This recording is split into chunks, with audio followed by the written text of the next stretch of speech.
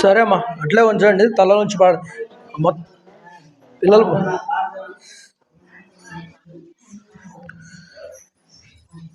మమ్మల్ని మిక్కిలిగా ప్రేమించిన మా ప్రియ పరలోకపు తండ్రి, రాత్రి వేళ సమయంలో తండ్రి ఇక్కడ కూర్చొని సంఘంగా నిన్ను ఆరాధించుటకు తండ్రి అనేక మంది మీ పిల్లలు వెంట పెట్టుకొని వచ్చినందుకు బట్టి నీ కృతజ్ఞతాస్తుతులు స్తోత్రములు తండ్రి.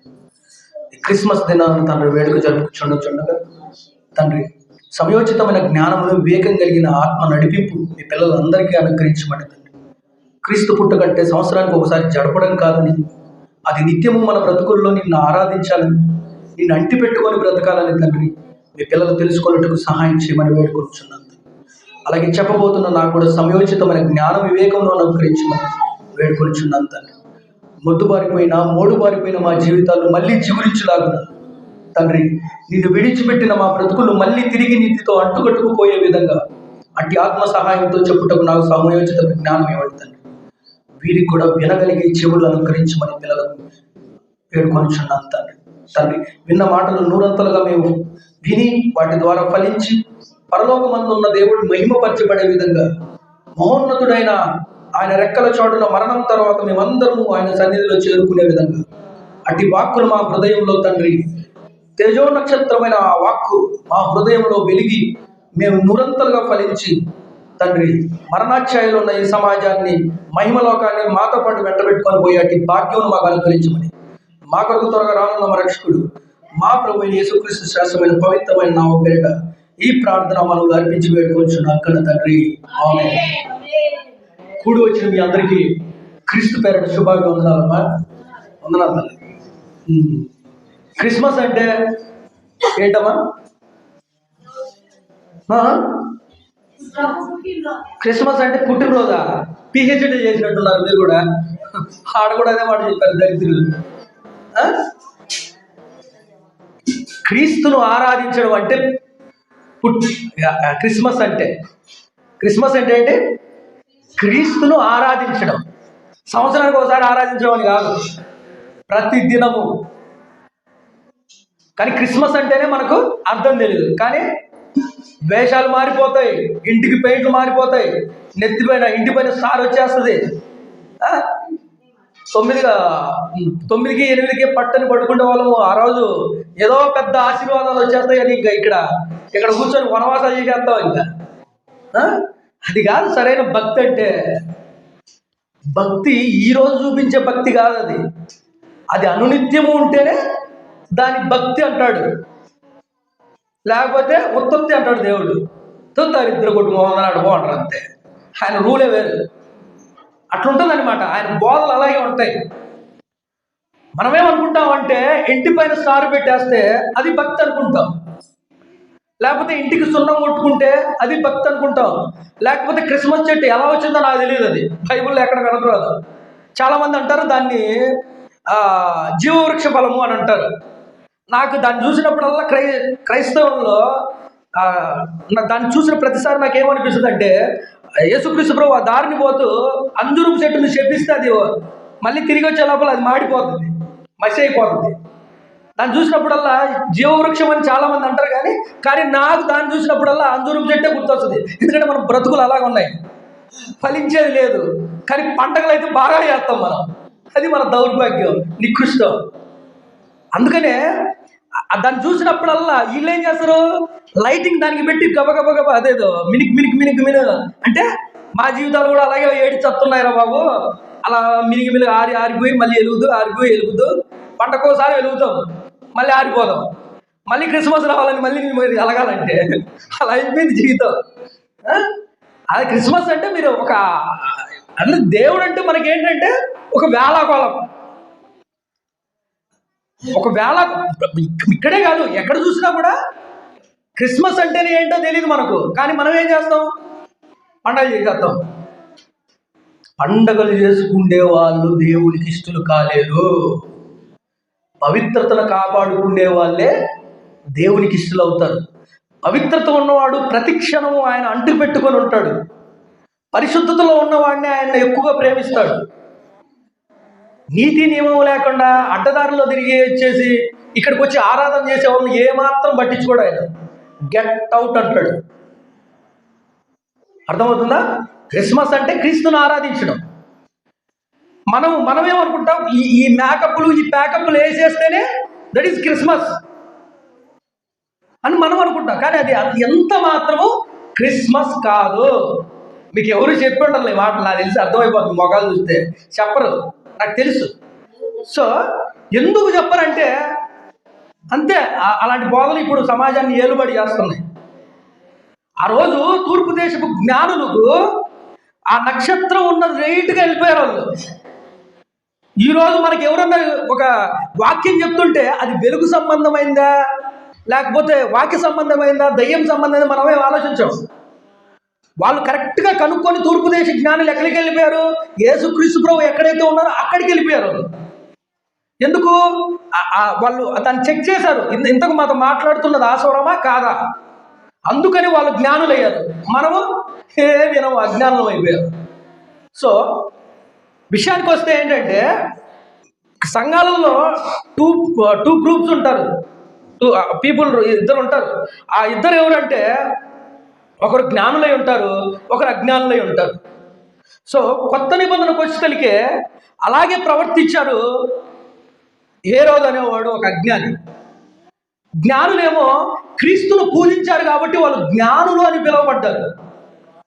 క్రీస్తును పూజించాలంటే వాళ్ళు అప్పటికప్పటికి స్టార్ కనపొచ్చేసి రాండ్రా అని పిలవలే. అక్కడ కొంచెం ప్రయాణం చేశారు వాళ్ళు. 2 సంవత్సరాలు, నాకు తెలిసినంత 2 సంవత్సరాలు వాళ్ళు ప్రయాణం చేశారు. ప్రయాణం చేసి ఆయన్ని వెతుక్కుంటూ వెళ్ళిపోయారు. వెతుక్కుంటూ వెళ్ళి ఏం చేశారు? ఆయన్ని పూజించారు, అంటే ఆయన ఆరాధించారు.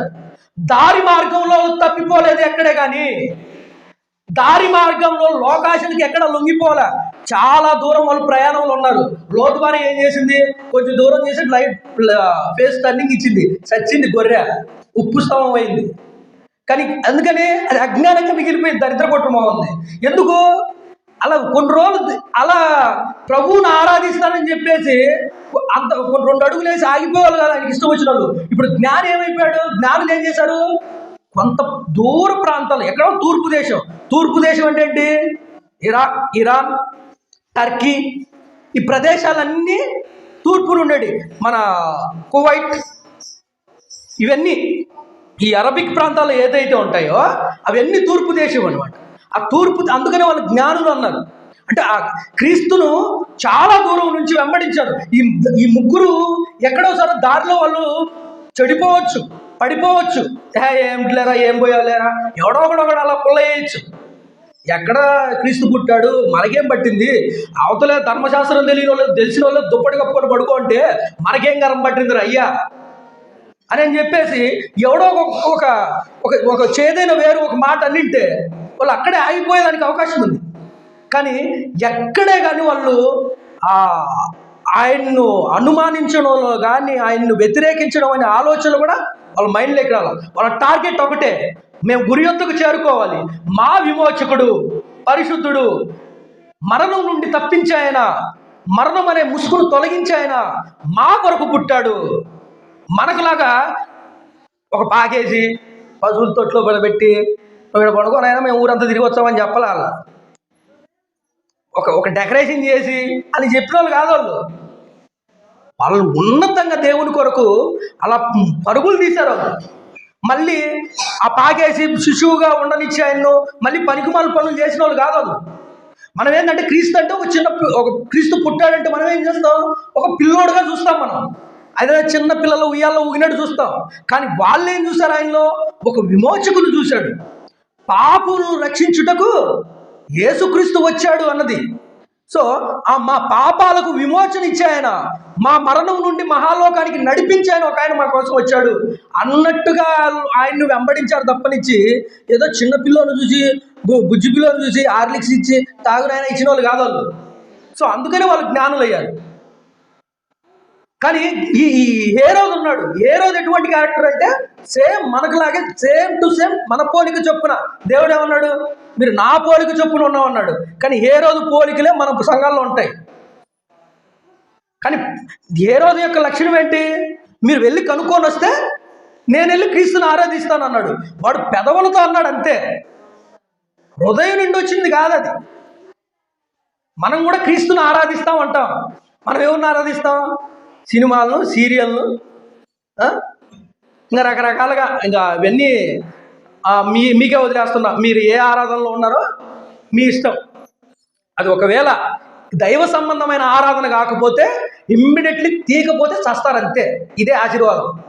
మనకు వచ్చిన ఆశీర్వాదాలు ఇయే. ఒకవేళ ఒకడికి హెచ్చింపని ఆశీర్వాదం, నేనే పెద్ద పొడుగోన్ని, లేకపోతే ఇంకొక నేనే అందగత్త, ఇట్లాంటి పనికిమాల ఆరాధనలు ఉంటాయి. నాకంటే గొప్పవాళ్ళు లేడు, ఒకడికేమో డబ్బు మీద, నాకంటే కోటీశ్వరుడు లేడు. ఇటువంటి ఆరాధనలు చాలా మంది హృదయంలో పేరుకుపోయి ఉంటాయి. ఆ పేరుకుపోయిన స్వభావాన్ని తీయకపోతే ఖచ్చితంగా చచ్చారంతే. హేరోదు కూడా అలాగే చచ్చాడు. సో ఆ పండగ ఇప్పుడు ఒకవేళ అటువంటి స్వభావం లేకపోతే మనం ధన్యులమే, ఉంటే మాత్రం సరి చేసుకోవాలి. కొరింథీ పత్రిక రాస్తూ కొరింథీలో కూడా ఇటువంటి క్యారెక్టర్ కలిగిన సంఘంలో ఉన్నవారు కూడా అలాగే ఉన్నారు. ఎలాంటి వాళ్ళు? పండగ చేసేవాళ్ళు. మాటికి వచ్చే పండగ చేసేస్తాం, ప్రతిరోజు దేవునితో ఉంటామంటే మాకు అవసరం లేదు, పండగకైతే చెప్పు, ఎక్కడున్నా మేము పరిగెత్తుకుంటూ వచ్చేస్తాం, క్రీస్తుని ఆరాధిస్తాం. అటువంటి క్యారెక్టర్లు ఉన్నప్పుడు పౌలు గారు గంట పదంగా వాళ్ళకి చెప్తున్న మాట ఒకసారి తీయండి. కొరింథీయులకు రాసిన పత్రిక మీరే చదవాలి ఈరోజు, బాగా నీట్గా చదవండి. కొరింథీయులకు రాసిన పత్రిక 5వ అధ్యాయం అసలు పండగ అంటే ఎలాగ ఆచరించాలో పౌలు గారు కొరింథీ సంఘానికి రాస్తూ మనకు చెప్తున్నది. కొరింథీయులకు రాసిన మొదటి పత్రిక 5వ అధ్యాయం 6వ వచనం. కొరింథీయులకు రాసిన మొదటి పత్రిక పేజ్ నెంబర్ ఏమైనా చెప్పాలా? మీరు అతిశయపడుట మంచిది కాదు. పులిసిన పొండి కొంచెమైనను ముద్ద అయినను పులి చేసినని మీరు ఎరుగరా? మీరు పులిపిండి లేరు వాను గనుక కొత్త ముద్ద అవుడువై ఆ పాత ముద్దని పులిపిండిని తీసి పారవేయుడి.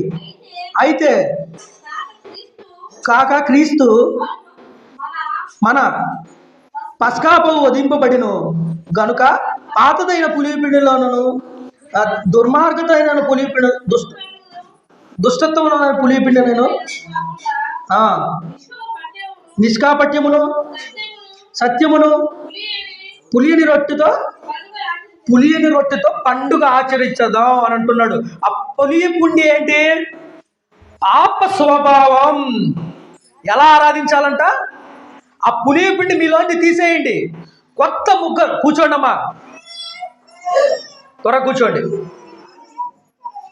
ఎవరైనా కూర్చోని ఉంటే కుర్చీలో కూర్చోండి తల్లి. మళ్ళీ ముందుగానే ఇక్కడ ఎక్కువ శాతం వృద్ధులు ఉన్నారు, సో కుర్చీలో కూర్చుంటే మీరు బాగుంటుంది. అట్లా ఇబ్బంది పడకుండా. మోకాళ్ళ నొప్పులు ఉంటాయి కదా చాలామందికి, సో ఎవరన్నా మోకాళ్ళ నొప్పులు ఉంటే కుర్చీలో కూర్చోండి. అది. సో అపోస్తలుడైన పౌలు గారు చెప్తూ, మీరు అతిశయించడం మంచిది కాదు. మీరు పండగలంటూ అదే అంటూ తెగ ఆర్భాటాలు చేసేస్తున్నారు, పరుగులు తీసేస్తున్నారు, కానీ అతిశయం మంచిది కాదు. పాత పులిపిండి అనేది ఒకటి ఉంది మీ బ్రతుకుల్లో. ఏంటి ఆ పులిపిండి అంటే? పాప రోత జీవితం ఒకటి ఉంది. దాన్ని తీసేసి ఏం చేయాలా? ఏం చెప్తున్నాడు చూడు, 8వ వచనం. కనుక పాతదైన పులిపిండితోనైనాను దుర్మార్గతనియు దుష్టమతోనూ పులిపిండితోను కాకుండా నిష్కాపట్యము సత్యము నడిచి రొట్టెతో పండుగ ఆచరిద్దాము. దుర్మార్గత ఉందంట, దుష్టత్వం ఉందంట, అన్నీ ఉన్నాయి. వీటితో మీరు పండుగ చేస్తే కుదరదు. ఆ పండుగ నాకు నచ్చదు, అటువంటి క్యారెక్టర్ వైజ్ నాకు అస్సలు నచ్చదు. కానీ ఏం చేయాలంట? సత్యము అనే పిండితో దాంతో నిష్కాపట్యం అంటే ఏంటి? నికృష్టమైన శాస్త్రం లేకుండా నీచతత్వాన్ని నీలోంటి తొలగించుకోవాలి. సత్యముతో ఆరాధించాలి. సత్యముతో అంటే ఆత్మతోను సత్యముతోను. సత్యం అంటే ఎవరు? సత్యం అంటే ఎవరు? ఈ వాక్యమే సత్యం. వాక్యం ఎవరు? యేసుక్రీస్తు ప్రభు. వాక్యమే దేవుడై ఉన్నాడు. సో సత్యము, ఆ సత్యముతో మనం ఆరాధించాలి. సత్యం అంటే ఎవరు? సత్యాన్ని ఆ వాక్యమై ఉన్న ఆయన్ని మనం ఎక్కడికి తెచ్చుకోవాలి? మన హృదయంలోకి తెచ్చుకుంటే ఆ సత్యముతో మనం ఎప్పుడైతే ఆరాధిస్తామో అదే అసలైన పండుగ. ఒకరోజా, సంవత్సరానికి ఒకసారా? సరిపోతుందా? సరిపోదు. మీ భర్తే ఉన్నాడు, ఏమైనా సంవత్సరానికి ఒకసారి అన్నం పెట్టుకో అంటే సరే ఒప్పుకుంటాడా? చెత్తకొట్టి చెవులు మూసేస్తాడు అదేమైనా.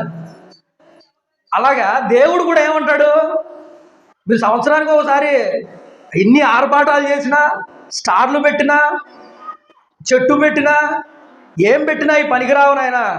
ఆ చెట్టును చూసినప్పుడు నువ్వు గుర్తు చేసుకోవాల్సింది ఏం చేయాలి? గొడ్డలు ఇప్పుడే వేరు చెట్ల మీద పెట్టున్నాను, పండగ మాత్రమే ఫలించి మిగతా రోజు ఫలించలేదనుకో, గొడ్లని వేరు చెట్టును పెట్టున్నాను, కోకటి వేలతో సహా కొట్టి కాల్చేయమని చెప్పి నా సేవకులకు చెప్తాను అంటాడు. అంతే. ఎక్కడ పెడతానంట గొడ్డలి? అది చెప్పాడు. అంజురపు చెట్టు ఏముంది? కాలంలో ఫలించలేదు, సకాలంలో ఫలించలేదంట. ఆల్రెడీ దానికి ఎంత అవకాశం ఇచ్చాడు? ఒకసారి తండ్రి వచ్చి దీన్ని ఏ చేస్తాను ఆయన అంటే ఏమన్నాడు? ఉండున్నాయన, ఈ ఒక్క సంవత్సరం ఉండు, నువ్వు పనికి మాలని ఏరు పెడతాను, ఎరువేస్తాను, నీళ్లు పెడతాను, చూద్దాం దీని బతుకేమన్నా చిగురించిందా బతికి బయటపడుతుంది, లేకపోతే పీక మీద కాలేసి నేనే తొక్కేస్తాను ఆయన, వెయిట్ చేయి అని అన్నాడు. అంతే. అంటే వాక్యం మన దగ్గరకు వస్తుందంటే ఏం చేయాలి? చిగురింపజేయాలి. అంటే ఒక నీటికున్న స్వభావం. యెషయా గ్రంథంలో ఒక మాట్లాడు, ముద్దుబారిన ఒక చెట్టు వర్షపు యొక్క నీటి చుక్క తగలగానే ఏమవుతుంది? అది చిగురించడం మొదలు పెడుతుంది. సో వాక్యపు యొక్క స్పర్శ మనకు తగులుతుంటే లోతైన జ్ఞానంలోకి మనం వెళ్ళిపోవాలి. దాని యొక్క భావం మనం తెలుసుకునే విధంగా ఉండాలి. యేసుక్రీస్తును బైబుల్ చదవడం మనం నేర్చుకోవాలి. బైబుల్ చదవకుండా మనం ఏం చేయలేం. బైబుల్ చదివితే ఆయన ఎలా బతుకుతాడో, ఆయన ఎలా జీవించాడో, ఆయన ఎలా మాట్లాడాడో, ఆయన ఏ విధంగా పవిత్రతను ఎలా కాపాడుకున్నాడో, ఆయన ఎలా ప్రార్థన చేశాడో అటువంటివన్నీ తెలుస్తుంది.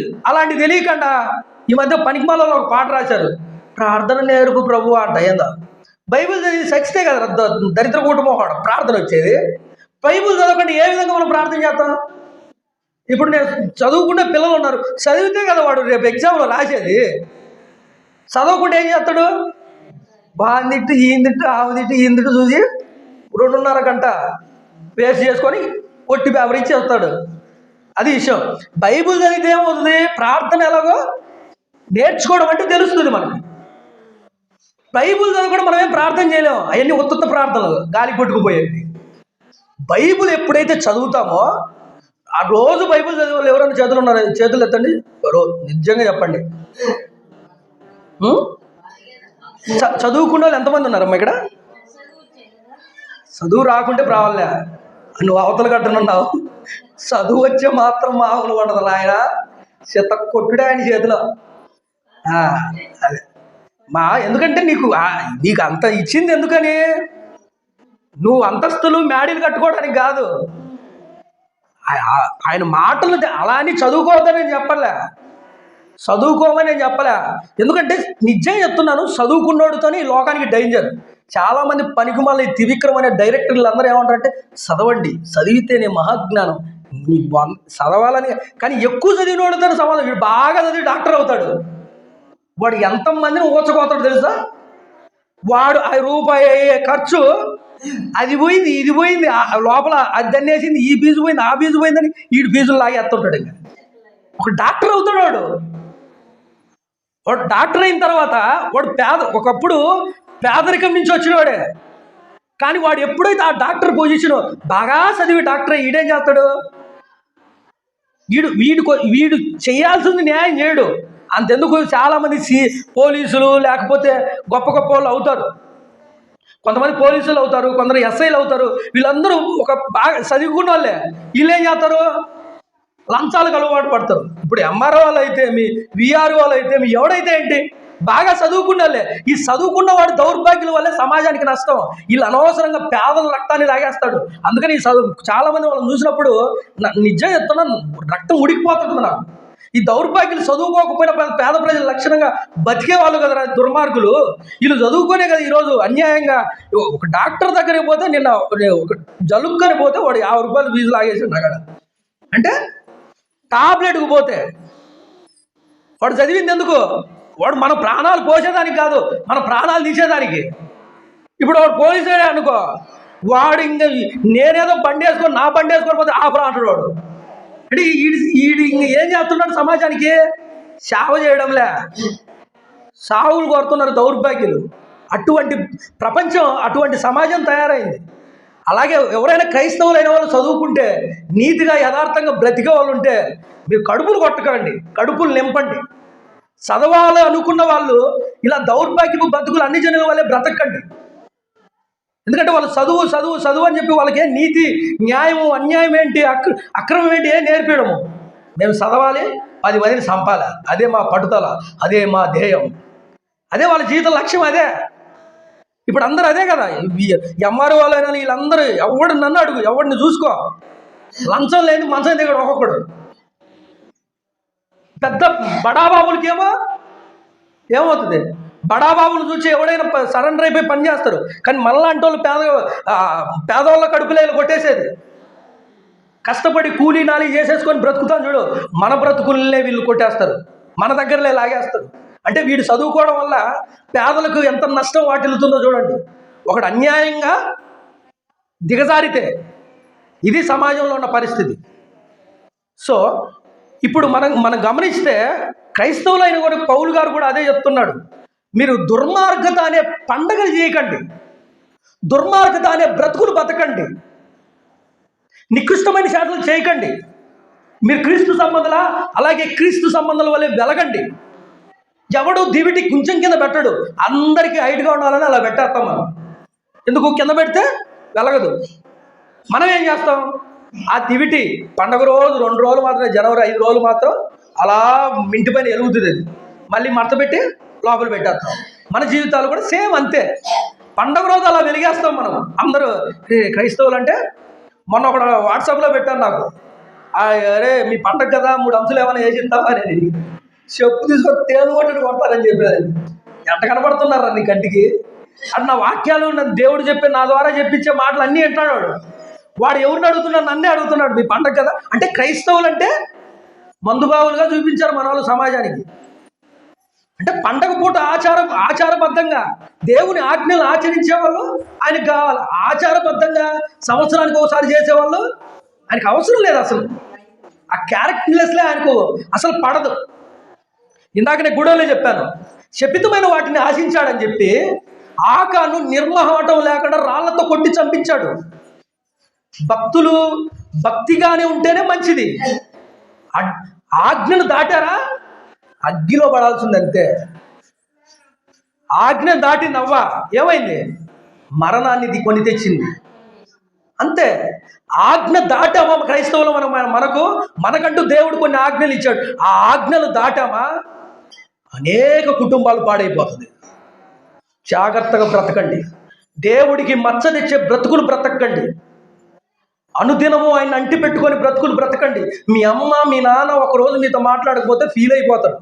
నువ్వు అన్నావా, అసలు నన్ను పట్టించుకోవు, నాతో మాట్లాడవని. మరి ప్రపంచ ప్రాణదాత తన ప్రాణదేహ మొత్తం మన మన మన మన కొరకు సర్వస్వం దారపోసాడు ఆయన. చివరి రక్తపు బొట్టు వరకు మీ బతుకులకు చదువుకున్నారు, దరిద్రపు బొట్టు మొఖాలు వేసుకొని కనీసం బైబుల్ ఏ రోజున చదివి సచ్చేదానికి లేదా? చదవరా మీరు? చదవకపోతే అదేమైనా కొట్టుకుపోతారు, వరద నీటికి కొట్టుకుపోయినట్టు ఎగిరిపోవాల్సిందే. తుఫాన్ వచ్చి ఎగిరిపోతా చూడు, అలా ఎగిరిపోతారు అంతే. మీరు చదివితేనే 10 మందికి ఆశ్రయంగా మారుతారు. మీరు చదవకుండా దుప్పటి కప్పేసి భర్త పెట్టారా, జీవితాలు అంతే. సిగ్గుపడాల్సిన అవసరం అస్సలు లేదు. ఇకనైనా నేర్చుకోండి. మనకు తెలియని దాన్ని చెప్పితే దాన్ని మంచిగా స్వీకరించండి. మనకు ఎప్పుడైతే మంచి చెప్పేవాడు ఎప్పటికైనా మొగమాటం లేకుండా చెప్తాడు. నా నోటికి దేవుడు తేనె పలుకు మాటలేలే, కత్తిపోట్లు మాటలు ఇచ్చారు. గద్దింపును అసహించుకున్నవాడు ఎవడు? పశుప్రాయుడు అన్నాడు దేవుడు. గద్దింపును అసహించుకోండి, సిగ్గు అస్సలు పడకండి. మంచి చెప్పినట్టు తల ఎత్తుకోండి. అవును, ఈ మాటలు మాకు ఎవరు చెప్పలేదు కాబట్టి ఈ రోజు నుంచి మేము తీసుకుంటాం, చదువుతాం అని ఒక నిర్ణయం తీసుకోండి.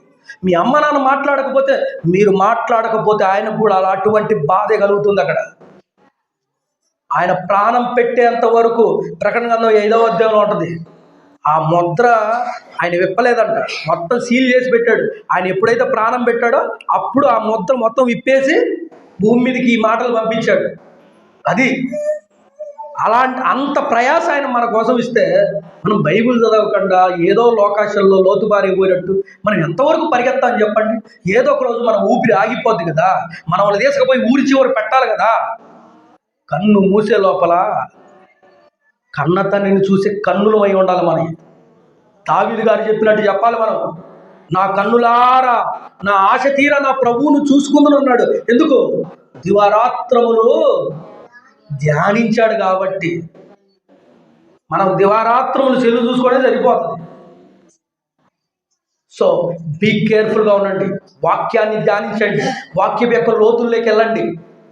మనం ఎప్పుడైతే బైబుల్ చదువుతామో అప్పుడే మనలో వెలుగు చిగురించినట్టు. బైబుల్ చదవకుండా మడత పెట్టామా, ఏదైనా ఒక కత్తి చూడండి, అది వాడకనంత వరకు సిలుం పట్టిపోతుంది, తుప్పు పట్టిపోతుంది. వాడామా దాని పదులు వేరుగా ఉంటుంది. బైబుల్ చదవనప్పుడు మేము కూడా ఏదంటే అది ఆ బైబిల్ మిషన్లో గడిపి ఆ మిషన్లో పడ్డాం మేము. వాళ్ళు ఏం చెప్తే అదే,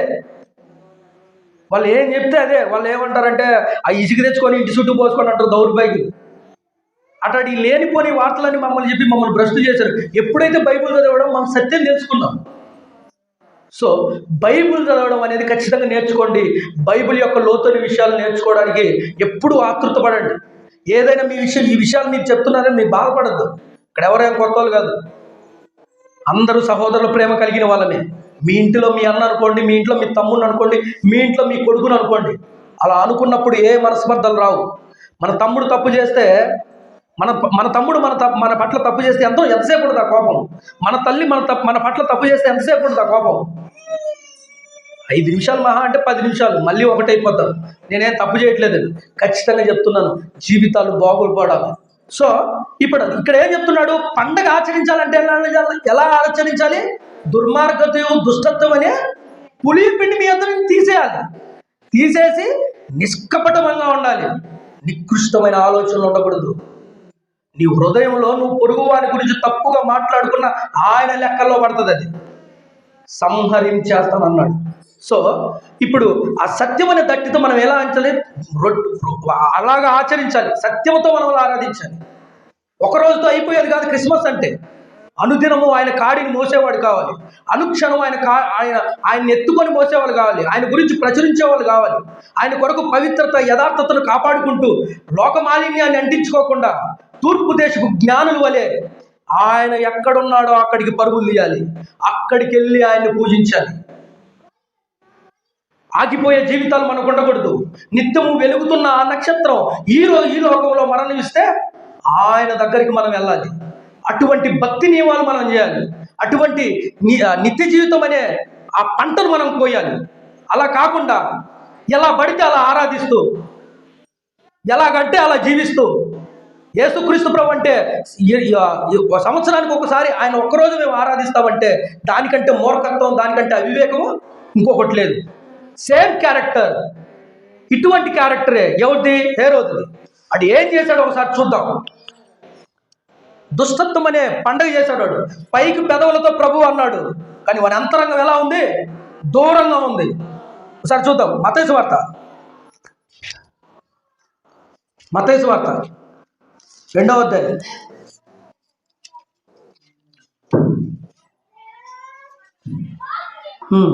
ఆలోచన. అంతటి హేరోదు ఆ జ్ఞానం రహస్యంగా పిలిపించి ఆ నక్షత్రం కడవనే కాలంలో వారి చేత పరిష్కారంగా తెలుసుకొని మీరు వెళ్ళి ఆ శిష్యుల విషయమై జాగ్రత్తగా విచారించి తెలుసుకోమనగానే నేను వచ్చి ఆయనను పూజించినట్లు ఆ వర్తమానం చెప్పి తండ్రిని చెప్పి వారిని బెత్లెహేముకు పంపెను.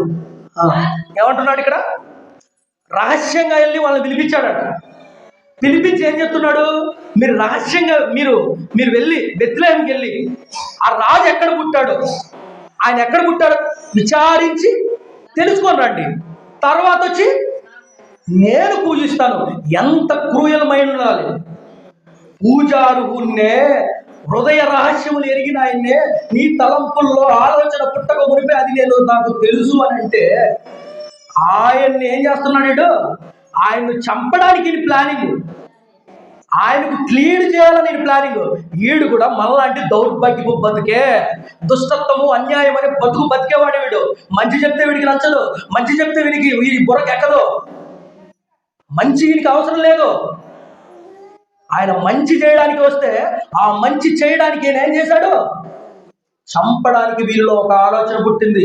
క్రీస్తు కనపడితే క్రికెట్ ఆడుకోవాలనుకున్నాడు వీడు. క్రూరత్వంతో రగిలిపోతున్నాడు. ఒక్క శరీర సంబంధమైన తుచ్చమైన ఆలోచన, పగ. ఈయనకేం ఆలోచన పుట్టింది? క్రీస్తు రాజు పుట్టాడంటే నీకేమొచ్చింది? అయ్యయ్యో, ఇంతవరకు రోమన్ ఎంపైర్గా పరిపాలించానే, ఈ రోమా సామ్రాజ్యాన్ని నేను పరిపాలించానే, ఇంకొక రాజు ఎవడో పుట్టాడంటే నా సింహాసనానికి ఎక్కడ గండి కొట్టబడబడుతుందో, ఎక్కడ నా సింహాసనం ఎక్కడ కూలగడిపోతుందో. ఒకరోజు దావీదు మీద సౌలు అనే ఊరకొక్క మురిగాడు, అలా మొరగడం మొదలుపెట్టాడు. దావీదు నీతిమంతుడు, పరిశుద్ధుడు, దేవునికి ఇష్టానుసారమైన కుమారుడు. అంతవరకు గొలియాత్ అనేవాడు వచ్చి రోజు ఊరకొక్కన వచ్చి ఇశ్రాయేలు ప్రజల మీద మొరుగుతుంటే ఎవ్వడికి చేతగాలే. ఆయన కొట్టడానికి, ఆయన నేల కూల్చడానికి ఎవడికి చేతగాలే. ఎక్కడో ఒక బాలుడు, పసి బాలుడు వచ్చి ఆ అమాంతుణ్ణి ఒక్క దెబ్బతో నేలకు రాల్చి వాని కత్తితోనే వాన్నే పీక కోసి ఇదిరా నా దేవుడి శక్తి అని చూపించి ఇశ్రాయేలులో గొప్ప ధైర్యాన్ని పుట్టిస్తే ఆ నీతిమంతుడి పైన ఏం చేశాడు? వీడు కొట్టబడ్డాడు. ఎందుకు? సింహాసనం పోద్దే. నిజం చెప్పితే మా బ్రతుకులు బయటపడతాయి, అందుకని నిజం చెప్పని కదా ఆపేయాలి. తప్పు. అటువంటి దుష్ట హృదయం మనలో తీసేయాలా. అది దేవునికి ఇష్టమైంది కాదు. నిష్కపటమైన ఆరాధన మనం చేయాలి. పావురు వలె నిష్కపటంగా ఉండమన్నాడు. కపట నడకలు మనకొద్దు, పవిత్రమైన హృదయం ఆయనకు కావాలి. దావీదుని కూడా ఏం చేయాలి? ఒక రేంజ్లో చూడాలి కదా. 6 feet 8 feet 9 feet ఉన్నాను నేను, వాడిని ఏం చేయలేకపోయాను. ఎక్కడో ఒక చిన్న బాలుడు వచ్చాడు, పేక మీద కాలేసి తొక్కేశాడు. ఇప్పుడు ఇశ్రాయేలీయులందరికీ ఆ దేవుడి యొక్క శక్తి ఏంటో తెలిసిపోయింది. ఇప్పుడు ఏం చేయాలి? ఆయన గౌరవించాలా లేదా? ఆయన పూజించమని నేను చెప్పట్లేదు, గౌరవించాలా లేదా? మంచి చేసిన వాడిని మనం గౌరవించాలా లేదా? గౌరవించకుండా నా సింహాసనం ఎక్కడ పోతుందని ఈడు గొప్పోడు అవుతాడేమో అనేది కుట్ర. ఎప్పుడైతే కుట్టబడ్డాడో అనుక్షణం బల్లెపోటుతో దావీదును గుచ్చి చంపాలనుకున్నాడు. అదే కుక్క సాగు తెచ్చాడు లాస్ట్లో. ఏ బల్లెపోటుతో అయితే దావీదును పొడిచి చంపాలనుకున్నాడో అదే బల్లెపోటు ఫిలిష్తీయులు వచ్చి కుక్కను పొడిచినట్టు పొడిచేశారు. అదే మనుషుడా, నువ్వేదైతే విత్తుతావో అదే పంట కొయ్యాల్సిందే. ఎవడికో మనం హాని చేయాలనుకున్నామంటే ఆ హానే మన చుట్టూ భూచక్రంలా తిరిగేసి మన మిత్తి మీదిగే వచ్చేస్తుంది. అలాంటి ప్లానింగ్ చేశాడు ఎవరు? హేరోదు. జ్ఞానులను పిలిపించాడంట. జ్ఞానులను పిలిపిస్తుంటే జ్ఞానులకి ఏం చెప్పాడు? రహస్యంగా పిలిపించి, రాజు ఎక్కడున్నాడో పిలిపించు. శరీర సంబంధమైన తుచ్చమైన ఆలోచన, సంఘంలో కూడా శరీరసారమైన మనసు, పగలు, ద్వేషాలు, కక్షలు, దుష్టత్వము, దౌర్భాగ్యతత్వము, నిన్ను వలె నీ పొరుగు వాడిని ప్రేమించకుండా వాళ్ళ పైన పగబట్టి ఇటువంటి క్యారెక్టరైజ్ మనలో ఉంటే హేరోదుకు మనకు పెద్ద తేడా ఏం లేదు. హేరోదులో యొక్క స్వభావం మనలో ఏం చూడాలనుకున్నాడు? క్రీస్తు యొక్క స్వభావాన్ని చూడాలనుకున్నాడు. క్రీస్తు యొక్క మనసు మీరు కలిగి ఉండండి. క్రీస్తు వలె మీరు జీవించండి. నా స్వరూపమున నా పోలికను చొప్పున మీరు తయారు చేయబడ్డారు. నా గుణ లక్షణాలు మీలో ఉండాలి. మంచితనం, దయాళుత్వం, మంచి చెడుతనం విసర్జించేది, నీతి, నియమాలు ఇవన్నీ దేవుడు కావాలనుకున్నాడు. కానీ ఆ నీతిని మనం గాలి వదిలేసి ఒకవేళ హేరోదు లాంటి స్వభావంతో క్రీస్తు మాకు తెలుసు అని ఒక్క పూట లేదా ఆదివారం ఒక్క పూట మీరు ఆరాధించినా చెల్లుబాటు కాదు. సంవత్సరం అంతా చదివేసి మీరు ఎగ్జామ్కి వెళ్ళిపోయి పరీక్ష సరిగా రాకపోతే ఫెయిల్యూరే, లాభం లేదు. మేము సంవత్సరాల ప్రకారం చర్చిలో ఇక్కడ కూర్చున్నాం, పాటలు పాడ్డాం. నేను నిన్ను విడిచిపెట్టి ఉండలేను. నేను గంటాపదంగా మాటలు పాడినా వ్యర్థం. అదే మీరు అంటారు కదా పెద్దలు, ముట్టి చెట్టుకు నీళ్లు పోసినట్టే, ప్రయోజనం లేదు, నిష్ప్రయోజనం. ఒక హేరోదు లాంటి స్వభావం మనలో ఉండకూడదు. క్రీస్తు జ్ఞానులు వెళ్తున్నారు ఏమని? పూజారుగుణ్ణి పూజించడానికి వెళ్తున్నారు. ఆ పూజారుగుణ్ణి పూజించడానికి వెళ్తున్నప్పుడు ఈడు పోయి చిన్నగా 4 మాటలు చెప్పేశాడు. మీరు వెళ్ళి వచ్చి చెప్తే మేము కూడా ఆయన్ని పూజిస్తాం, ఆయన్ని మేము ఆరాధిస్తాం అని చెప్పి అంటే ఒక అబద్ధాన్ని క్రియేట్ చేసేసాడు. దుర్మార్గత అనే పండగ చేసేసాడు. పైకి పెదవులతో ప్రభు అన్నాడు, లోపలేమో ప్రభువును చంపాలన్న క్యారెక్టర్. ఒకవేళ మన జీవితాలు అలాగే మృత సంబంధమైన జీవితాలు అయి ఉన్నాయా, నువ్వు కూడా ప్రభువుని సిలువ వేస్తున్నావు. ఒకవేళ పగతోనూ, దుష్టత్వంతోనూ, కాముకత్వంతోనూ రకరకాల వ్యాధులు, ఆ పాపపు స్వభావం, ఆ పాత రోత పులిపిండి నీలో ఉందా, అంతే. ఏ రోజులా ఒకరోజు అర్థం కావాల్సిందే, సౌలులా అర్థం కావాల్సిందే. అటువంటి భక్తిహీనమైన బ్రతుకులు బ్రతకూడదని ఏ రోజును చూపించాడు మనకు, ఏ రోజును చూపిస్తున్నాడు. ఇప్పుడు తూర్పు దేశం జ్ఞానులు ఏం చేశారు, ఆ నక్షత్రం కనపడని వెతుకులాడుకుంటూ వెళ్ళిపోయారు, ఆయన్ని పూజించారు, అందుకని వాళ్ళు జ్ఞానులు అయిపోయారు. మరి ఈయన పూజించలేదు కాబట్టి ఈయన అజ్ఞానిగా వెలువడ్డాడు. ప్రభువును చంపాలనుకున్నాడు, పెకిలింపబడ్డాడు, చీల్చివేయబడ్డాడు. ఎప్పుడైతే ఈ జ్ఞానులు, ఆ తూర్పు దేశపు జ్ఞానులు ఆయన్ని పూజించి ఆయన్ని ఎప్పుడైతే ఆరాధిస్తారో, అప్పుడు ఈ మళ్ళీ దూత వచ్చి చెప్తుంది, ఆ స్టార్ వచ్చి చెప్తుంది, మీరు వెళ్ళొద్దు, అక్కడికి వెళ్ళొద్దు, వాడు అంత క్రూయల్ మైండ్ ఉంది, వాడు ఒకడు కపట సహోదరుడు, వాడు కపటంతో ఆరాధించాడు కనుక కపటంతో యేసుక్రీస్తు ప్రభువును ఆరాధించాడని చెప్పంగానే వీడి వల్ల ఎంతమంది ఊచకొత్త రక్తార్పణ జరిగిపోయింది. మనం అనుకుంటాం క్రిస్మస్ అంటే ఇక్కడ కూర్చొని ముసుగులు వేసేసుకొని హ్యాపీగా 4 పాటలు పడేసి కేక్ కట్ చేసుకొని అయిపోయింది, చల్లారిపోయామని కాదు. యేసుక్రీస్తు పుట్టుకలో అనేకులు రక్తార్పణ, పసికందుల ప్రాణాలు గాలిలో కలిసిపోయాయి. పసికందు ప్రాణాలు అంటే క్రీస్తు కొరకు, క్రీస్తు వయసు సంబంధులందరూ 2 సంవత్సరాల పిల్లలందరినీ ఏం చేశాడు, నరికేశాడు. ఈయనలో ప్రభు ఉన్నాడు, ఈయనలో ప్రభు ఉన్నాడు, ఇక్కడే ప్రభు ఉన్నాడు, ఎంతమంది ఊచకోతపడ్డారు.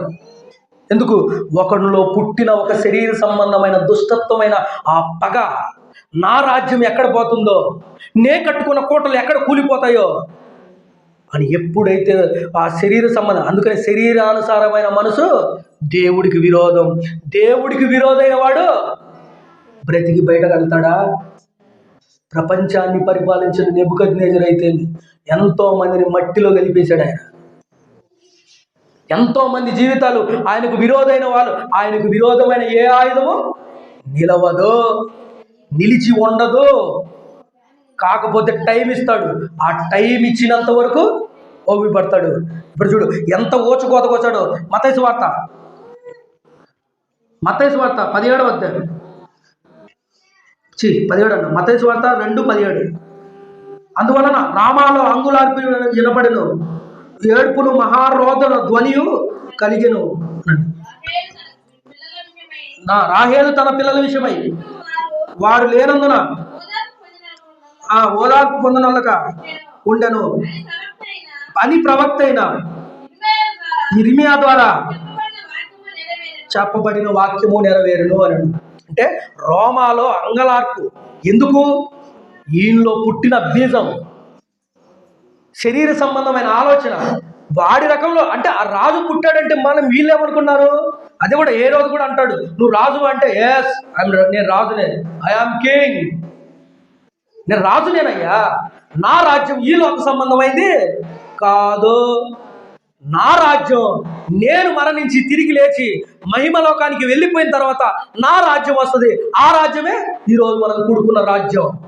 ఈ రాజ్యంలో ఏముండకూడదు, దుష్టత్వము, అన్యాయము, అక్రమము అనేది ఉండకూడదు. ఏముండాలి ఈ రాజ్యంలో? నిష్కపటము, సత్యముతో పండగ ఆచరించే వాళ్ళు కావాలి, నిష్కపటమైన హృదయాలు కావాలి. కపట నడకలు ఆయన ఇష్టపడ్డాడు. అందుకని భక్తుడు అంటాడు, కపట నడకలు నాకు దూరపరచు అని అంటాడు. అంటే ఇప్పుడు ఈ రాజ్యం ఏ రాజ్యము? క్రీస్తు సామ్రాజ్యము. ఈ వధువుగా ఇక్కడ ఉన్నాం మనమందరం. ఎవరు? వధువులు. ఆయన రాబోయే పెళ్లి కుమారుడు. ఆయన్ని ఎదుర్కోవాలి అంటే ఒక్కరోజు క్రిస్మస్ రోజు మాత్రమే ఆరాధిస్తే కాదు, ఒక్కరోజు మాత్రమే లేదా ఆదివారం ఒక్క పూట ఆరాధిస్తే కాదు, అనుదినము నా కాడిని ఎత్తుకొని మొయ్యాలి. యేసుక్రీస్తు ప్రభువు ఎంతమంది శిష్యులు ఉన్నారు? 12 మందే. బైబిల్ చదవలేదు కాబట్టి అది మీరు ఇప్పుడు నేను చెప్తాను. 72 మంది శిష్యులు ఉన్నాడు మొదట్లో. 72 మంది శిష్యులు ఉన్నారు. ఆయన చెప్పే బోధకు తట్టుకోలేక ఏమైపోయారు? వెళ్ళిపోయారు ఆయన నుంచి. ఆయన చేసే బోధ అది. ఆయన ఏమన్నారు తెలుసా? నువ్వు యథార్థంగా మాట్లాడతావు. ఆయన అడుక్కుంటే బోధలు చేయడు. యథార్థమైన మాట ఖచ్చితంగా కఠినంగా చెప్తాడు. వింటే బ్రతుకుతావు లేదా పోతావు అన్నట్టుగా చెప్తాడు ఆయన. 12 మంది శిష్యులు ఎందుకు అందరు వెళ్ళిపోయారు? ఆయన మాటలు వినలేక. మంచివాడైతే, మంచి స్వభావం కలిగిన వాడైతే, చెడు దృష్టి కలిగి వాడు ఏం చేస్తాడంట? సామెత గ్రంథంలో తన ముఖమును మార్చుకుంటాడంట. యథార్థవంతుడు ఏం చేస్తాడంట? దాన్ని అంగీకరిస్తాడంట. చెడు నడవడికి కలిగిన ముఖం మార్చేసుకొని తిరగతిప్పి ఏ రోజులా వెళ్ళిపోతాడు. కానీ జ్ఞానవంతులైతే ఏం చేస్తారు? తమ ఇంటిని కట్టుకుంటారు. మంచి మాకొరక అయినప్పుడు ఇల్లు చక్క పెట్టుకుంటారు. మంచి మాకొరక. మనం కూరగాయల మార్కెట్కి వెళ్ళినా, ఎక్కడికి వెళ్ళిపోయినా మంచిదేనా అని అడుగుతాం. చెత్తందా ఎట్టి అంటావా? మంచిదే కావాలా? మరి వాక్యం దగ్గరికి వస్తే కనుక మంచి వద్దా? ముంచేవాళ్ళు కావాలా మనకు? ముంచేవాడు తేనె పలుకులు మాటలు, ఎన్ని కత్తిపోటు మాటలు. అంటే యేసుక్రీస్తు ప్రభు దగ్గర ఉన్నాడు. 2-3 సంవత్సరాలు ఆయనతో పాటు తిరిగాడు. ఇస్కరియోతు యోధ కనపచ్చే ముద్దులు పెడుతున్నాడు, లిప్పులాగలు. ఏం చేశాడు? పట్టించాడు. అటువంటి ముద్దులు పెట్టే బోధలు మటుకు అంగీకరించకండి. కొట్టినా సరే ఆ మాటలు అంగీకరించండి. యేసుక్రీస్తు ప్రభు దగ్గర నేర్చుకోవాల్సింది అదే మనము. ఆయన ముఖమాటము లేకుండా బోధించేవాడు. ఎందుకంటే ఆయన ఆయన ఆయన అలా బోధించడం వల్లే మిగతా వారినైనా దక్కించుకున్నాడు. ముఖమాటం ఉన్నదనుకో వాళ్ళ జీవితాలు కుప్పకూలిపోతాయి. వాళ్ళ జీవితాలు అంతమైపోతాయి. ఇప్పుడు మీ పిల్లవాడికి ఏదైనా ఒక కామెర రోగం వచ్చిందనుకో, అరే ఖచ్చితంగా ఇది తింటే చస్తావు, తినగాకంట. ఎందుకు? వాని మేలు కోరావు కాబట్టి. అదే నువ్వు వాని మేలు కోరలేదనుకో, తినేనైనా ఇదైతే ఆ పందిశీలు కూడా తెచ్చిపెట్టి తినేసేయాలంటాడు. అర్థమైందా? అంటే వాని మేలు కోరుకునే తల్లివైతే ఏం చేస్తావు? ఖచ్చితంగా నిర్భయంగా దీన్ని తినడం వల్ల నీ ఆరోగ్యం పాడైపోద్ది, నువ్వు మరణానికి వెళ్ళిపోతావు నాయన, నువ్వు మరణం పోతే నేను బతకలేరు అన్నట్టుగా వాడిని కాపాడుకుంటావు. అది అంటే ఇప్పుడు కూడా మనకు కూడా ఆ మంచి చెప్పే మాటలు స్వీకరిద్దాం. ఇప్పుడు ఎవడుంటాడో తెలీదు. నేను మొన్న కూడా చెప్తాను, నేను ఎప్పుడు ఈ క్షణం నాది కాదన్నట్టుగా బ్రతుకుతాను. నేను అంతే.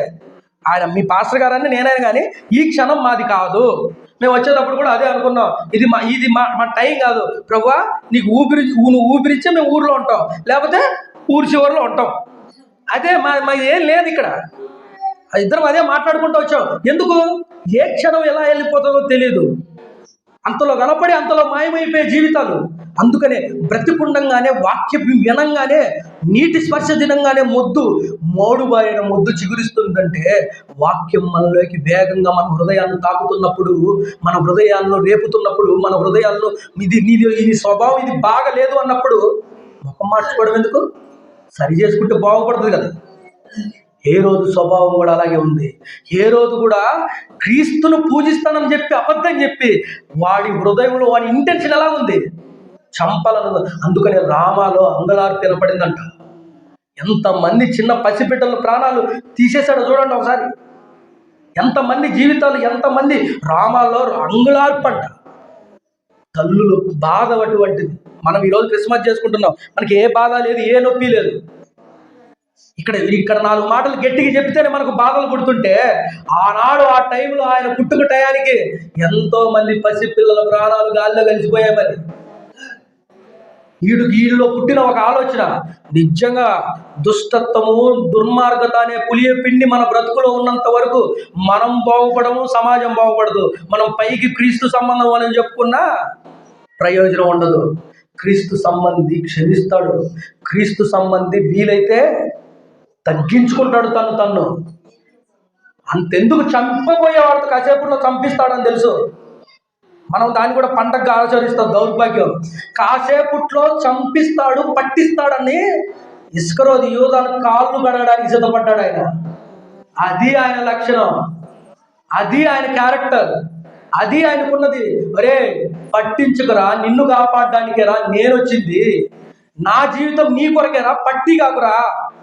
వీలైతే ఆయనేమో ఆడ శిష్యుల పాదాలు అందరికి అడగాలని కాదు, కనీసం నేను వాని పాదాలు కడుగుతున్నప్పుడన్నా పాపానికి ఆ పాదాలు అప్పగింపకుండా ఉంటాడేమో అని చల్లటి ఆ పాదాలు ఆయన ప్రాణాలు తీయడానికి పరిగెత్తుతుంటే వాని ప్రాణం ఆపడానికి, వాని ప్రాణం నిలబెట్టడానికి తవ్వలు తీసుకొని ఆ నీతిమంతుడు నిలబడితే, ఆ దుర్మార్గుడు దాన్ని కూడా కాదని పనికి మన రంగు నోటు కొరకు 30 వెండి నాణాలకు అమ్ముకున్నాడు దౌర్భాగ్యుడు. మనలో కూడా అటువంటి స్వభావం నువ్వు చూసుకోవడం ఒకసారి. ఎక్కడ ఎవ్వడు గొప్పవాడు కాదు, చెబుతున్న నేను గొప్పవాడిని కాదు, వింటున్న మీరు గొప్పవాడు కాదు, నామమాత్రమే మనంతా. గొప్పతనం ఆయనదే. మన బ్రతుకులు ఉన్నదే ఆయన్ని మహింపరచడానికి, మనం విర్రవీగిపోవడానికి కాదు, మనం ఏదో గొప్ప వాళ్ళం అనిపించుకోవడానికి కాదు. ఏ రోజుల విర్రవీగితే ఏమవుతుంది? పెకిలింపబడ్డాడంతే. మనం తగ్గించుకునే జీవితాలు నేర్చుకోండి. ఈ క్రిస్మస్ దినాల ఒక్కరోజు కాదు, ఒకవేళ ఏ రోజు లాంటి క్యారెక్టర్ వైజ్ మనలో ఉంటే, నేనైతే ఒకటే చెప్తున్నా, ఎవరిని మైండ్లో పెట్టుకొని నేను, మనకు కావాల్సింది ఒకటే, వాక్యం జనాల్లోకి వెళ్ళిపోవాలి. ఎవరికి ఏది కావాలో అది తీసుకోవాలి. మనం కిరాణకు సూపర్ మార్కెట్లోకి వెళ్ళిపోతాం. సూపర్ మార్కెట్లోకి వెళ్ళిపోయిన తర్వాత ఏం చేస్తాం? మనకి ఏది నచ్చితే అది తీసేసుకుంటాం. మనకి ఏది కావాలో అదే. వాక్యం మన దగ్గరకు వస్తుందంటే ఏం చేయాలి? వాక్యం మన దగ్గరికి వస్తుందంటే ఏం చేయాలి? మనకి ఎక్కడన్నా లోపాలు ఉంటే ఈ మాట మా కొరకే, ఆ వైద్యం చేయడానికే ఆ మాట, దీన్ని సరి చేసుకోవడానికి ఆలోచించుకోవాలి. కానీ మనం వేరే విధంగా అపార్థం చేసుకునే విధంగా ఉండదు. ఏ రోజు అపార్థం చేసుకున్నాడు ఏమని? నా రాజ్యానికి గండి పడుతుంది, నా రాజ్యం కూలిపోతుందేమో. ఇన్నాళ్ళు సమాజంలో పేరెన్నికలు గాంచిన వాడిని, పేరు గాంచిన వాడిని ఎంతో మంది చేత నమస్తే, వనక్కం, రెండెక్కం, మూడెక్కం అని సలాం కొట్టించుకున్న వాడిని నేను. ఇప్పుడు ఈడ రాజు కూడా పుట్టాడు ఆయన. ఈ రాజు పుడితే ఆ రాజుకు వాళ్ళందరూ నమస్కారం చేస్తే నన్ను రేపు ఎడంకాలి చెబుతూ ధన్యవాదారేమో, నాకు ఆ పలుకుబడి ఉండదేమో అని అనుకున్నాడు. కాబట్టి వాడి జీవితం నాశనం అయిపోయింది. వాళ్ళలో పుట్టిన దుర్మార్గత అనేక మంది పిల్లలను కోచే పరిస్థితికి దిగజారాడు. ఇప్పుడు తూర్పు దేశపు జ్ఞానులు ఏం చెప్తున్నారు మనకు? జ్ఞానం కలిగి నడుచుకోండి. నక్షత్రం అంటే ఏంటి? ఈ మాటలు. ఆయన వెలుగై ఉన్నాడు. వాక్యం ఏమైంది? వెలుగై ఉన్నది. ఆయన మాటలు ఏం చేస్తున్నాయి? ఆ రోజు వాళ్లకు నక్షత్రం చూపించింది, ఈ రోజు ఏం చేస్తుంది?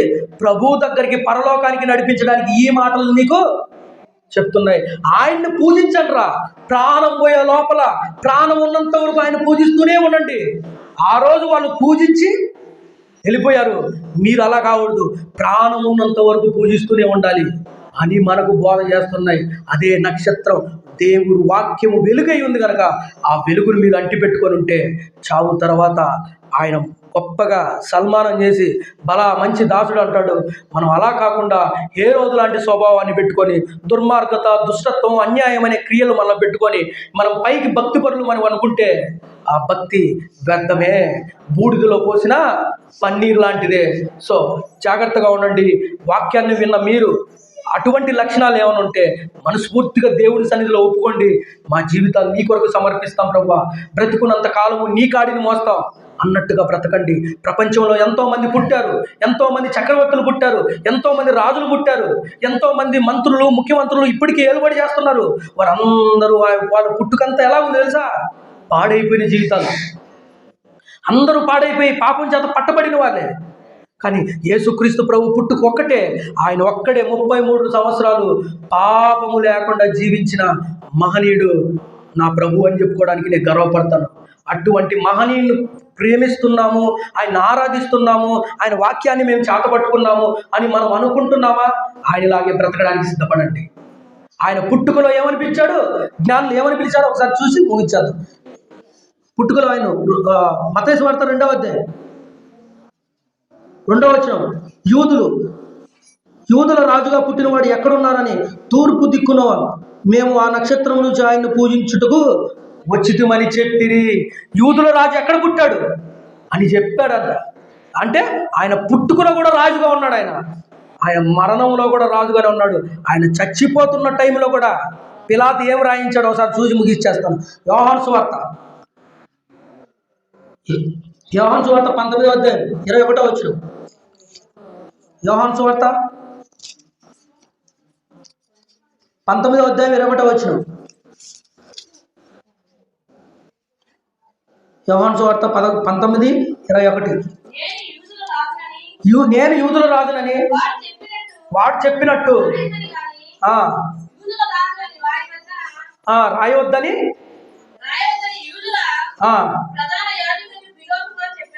చెప్పగా, అంటే చాలమ్మా చాలు. అంటే యేసుక్రీస్తు ప్రభు పిలాతు దేవుని చెప్పాడు, నువ్వు రాజు అంటే నేను రాజునే, నేను రాజుని అన్నాడు. ఆయన చెప్పినట్టే ఆయన చనిపోయే దినం కూడా శిలువలో కూడా ఏం చెప్పాడు, యూదుల రాజు అనే బోర్డు రాశాడు ఆ శిలువకి. అంటే చావులోను కూడా పుట్టుకలో రాజుగా కనపడుతున్నాడు, ఈవెన్ చావులో కూడా రాజుగా కనపడుతున్నాడు. మన పుట్టుక ఏమైపోయిందో తెలీదు, క్రీస్తునందు మనం పుట్టాం. ఈరోజు క్రీస్తులోకి మనం వచ్చాం. మన పుట్టుక క్రీస్తులో పుట్టిన మనం కూడా మన చావు కూడా ఎలా ఉండాలి, క్రీస్తులోనే చావాలి. నా మట్టుకు నేను బ్రతుకుట క్రీస్తు, చావు అయితే లాభం అనే తట్టుగా మన బ్రతుకును చూసి మనమే నక్షత్రాలు కావాలి. ఎప్పుడో మాచిపోయిన చింతకాయ పచ్చలాగా ఆ నక్షత్రం కాదు మనకు కావాల్సింది. ఇప్పుడు ఆ నక్షత్రం నువ్వే వెళ్ళాలి సమాజంలోకి. ఆ నక్షత్రం పని అయిపోయింది, అది ఆరిపోయింది. ఇప్పుడు ఆ నక్షత్రాన్ని నీలో వెలిగించాలి. నువ్వు వెళ్ళిపోవాలి సమాజంలోకి. నువ్వు సమాజంలోకి వెళ్ళిపోకపోయినా ప్రాబ్లం లేదు, కానీ సమాజం నీ వల్ల పాడు కాకూడదు. అది క్రీస్తు యొక్క కోరిక. క్రీస్తులా బ్రతకడమే అదే నక్షత్రం. అంటే ఆయన వెలుగై ఉన్న ప్రకారం మనలో కూడా ఏముండాలి, వెలుగుండాలి. చీకటి ఏమాత్రం ఉండకూడదు. మరి నువ్వు స్టారు కదా, నువ్వు ఒక నక్షత్రాన్ని కాదా? మనమే నక్షత్రాలుగా ఉండాలి. మనమే ఆరిపోయే దీపాలుగా మనం ఉండకూడదు. మనమే నక్షత్రాలుగా ఉండి ఆ చీకటిలో మగ్గిపోతున్న మరణాఛాయలో ఉన్న ప్రజలకు మనమే రక్షణ సువార్తను తీసుకెళ్ళాలి. చెప్పలేకపోయావా, బ్రతుకులో చూపించు చాలంతే. నువ్వు చెప్పలేరా, నీ బ్రతుకులో క్రీస్తుని చూపించు, ఆటోమేటిక్గా వెలిగిపోద్ది. వెలగలేదా మనం ఏం చేయలేవు. అంతే, నీ వరతుకు నువ్వు అటుకు బ్రతకడమే ముఖ్యం. అవతలకు ఇంకా మనం ఏం చేయలేవు. ఆకలైనప్పుడు అన్నం పెట్టాం, తినకపోవడం తినడం వానిస్తాం, అది మనం ఏం చేయలేము. సో ఆ నక్షత్రాలుగా ఉండి క్రీస్తును పూజించే జ్ఞానులుగా ఉండండి. కానీ ఏ రోజు లాంటి దుష్టత్వం అనే పండగ చేసి అజ్ఞానులుగా మెతికిపోయి పెకిలింపబడే స్థితికి మన కుటుంబాలు రాకూడదు. ఇక్కడ మనందరం ఒకే కుటుంబంలో బిడ్డలం. మనందరం ఇక్కడ ఎవ్వరు గొప్పలు లేరు, అందరూ ఏదో పొడుగోళ్ళు లేరు, పెద్దోళ్ళు లేరు. ఇక్కడ మనందరం క్రీస్తు తన స్వరక్తం చేత కొనబడ్డాడు. ఆయన పుట్టుకలో రాజుగానే ఉన్నాడు, చనిపోయారు దినం కూడా ఆయన రాజుగా ఆయన పిలబడ్డాడు. మనం కూడా క్రీస్తులో పుట్టిన మనం కూడా మన బ్రతుకులు కూడా రాజుగానే ఆ క్రీస్తులోనే ఆ క్రీస్తు క్యారెక్టర్ని కాపాడుకుంటూ ఆ పవిత్రతను కాపాడుకుంటూ ఆయన వలె మనం కూడా ఈ లోకాన్ని విడిచిపెట్టి పరలోకమని మహాలోకానికి వెళ్ళాలి. ఈ క్రిస్మస్ దినాన మీరు అనుకున్నట్టు ఒకరోజుతో కాదు, ప్రతిదినము ఆయన్ని ఆరాధించాలి. ఆయన అంటిపెట్టుకొని బ్రతికే వాళ్ళే జ్ఞానులుగా మిగిలిపోతారు. ఆయన అంటిపెట్టుకోకుండా ఆదివారం ఒక పూట, పండగల పూట ఒక పూట చేస్తే ఏ రోజులు అజ్ఞానులుగా మిగిలిపోయి అనంతమైన ఆ పాతాళమని యాదనలోకి వెళ్ళిపోక తప్పదు. జాగ్రత్తగా ఉండండి, మీ దీపాలను వెలిగించుకోండి. క్రీస్తునందు సద్భక్తి బ్రతుకు. ఈ లోకంలో హింసలు ఎందలకు అన్నిటికీ లోబడుతూ వాటినన్నింటినీ జయించుకుంటూ ప్రభు యొక్క ప్రకాశవంత వెలుగు అది నీలో ఉదయించాలి. తేజో నక్షత్రం యొక్క నక్షత్రం నీలో ఉదయిస్తేనే ఈ ప్రపంచానికి ఈ పాడైపోయిన జీవితాలను, ఈ బాగులేని ఈ ప్రాంతాలను మార్చడానికి ఈరోజు వాక్యం నీ దగ్గరకు వచ్చింది. నువ్వే ఆ సారువై అనేకుల్ని వెలిగించాలన్నదే దేవుని కొరక. తలలో వచ్చినట్లయితే ఒక 2 నిమిషాలు ప్రార్థన చేస్తున్నాను. మమ్మల్ని మిక్కిలిగా ప్రేమించిన మా కన్న తండ్రి, ఈ రాత్రి వేళ సమయంలో తండ్రి, మీ పిల్లలకు తండ్రి మీ ద్వారా విలువైన మాటలు మీరు చెప్పారు తండ్రి. వాళ్ళు విని విడిచిపెట్టే వాళ్ళు కాకుండా జ్ఞానపు యొక్క తాళపు చెవిని తెలుసుకొని తండ్రి ఆ సంఘంలో తండ్రి 100